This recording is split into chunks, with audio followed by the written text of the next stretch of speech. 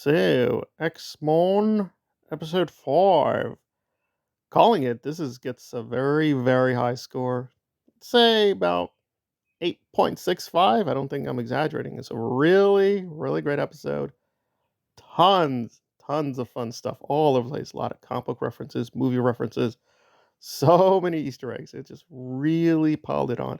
And although I haven't been a fan of how they've been doing too many of the Easter eggs so far, this one actually felt very naturalistic. The other ones felt like they kept inserting it just to insert it, and it's like, okay, I liked it, it's fine, but it's like, really? Like, how does that really work? But this one, like, very naturally woven into the story, and I am glad to report because Gambit has been kind of forgotten, lost in the cards, no pun intended. And this one, no, he is very center stage. And this is a no spoiler review, but yes, of course, they are going to deal with the Rogue Magneto alliance, romance. I'm keeping it ambiguous. But yes, they do touch upon it more centrally, and they do deal with some of the consequences of the earlier episodes where it appears Magneto is immune from Rogue's touch and can touch her without her stealing the powers, etc., etc., etc.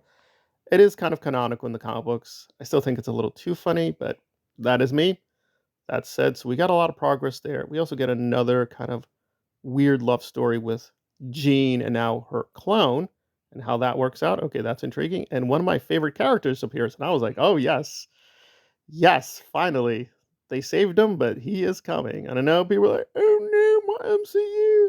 Oh, all my men's, all my men's, they're losing their penises. Oh, yes, I agree. They've been going a little too tilting the other direction with the female server chauffeur. I don't want to get into that. That's just stupid.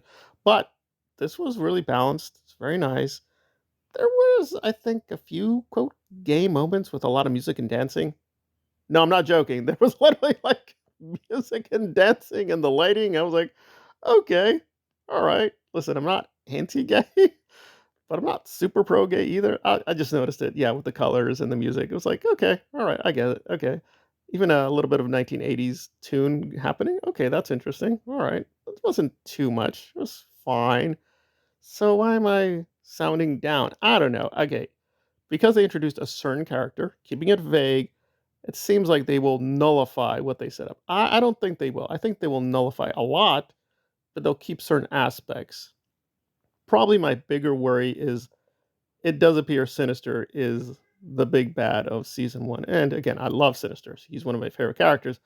I just prefer him having certain limitations on his power. Now, he is very powerful, no doubt about that, but he's not meant to be at the apocalypse level. And that seems that they're pumping him up to be that. And I'm just like, I think that diminishes him in a certain way. I like him to be the side villain who is orchestrating, manipulating, but has real limits. But here it seems like he is the big guy. He is the big one because I thought like, oh, we're gonna have these other people. Like, no, they appear more to be like allies. I'm like, oh, okay, so not leaving us a lot of options. And the weird thing is the X Men have so many villains. They have so many villains.